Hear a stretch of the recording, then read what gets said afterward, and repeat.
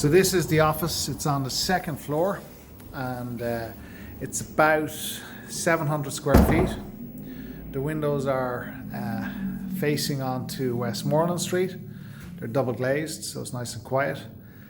Lots of natural light. This is the current layout, and you can see that there is an inner office which is can be used as either a meeting room or an executive office. There's plenty of storage here if required. It's nicely built in. Nice beach color. It's Cat 5, Cat 6. There's your access control with CCTV onto the front door and the inner door downstairs. At the moment, there's a layout of 1, 2, 6, 7, 8, 9, 10 desks in the open plan area. But it just depends on how you want to lay it out, and we'll lay it out any way you want.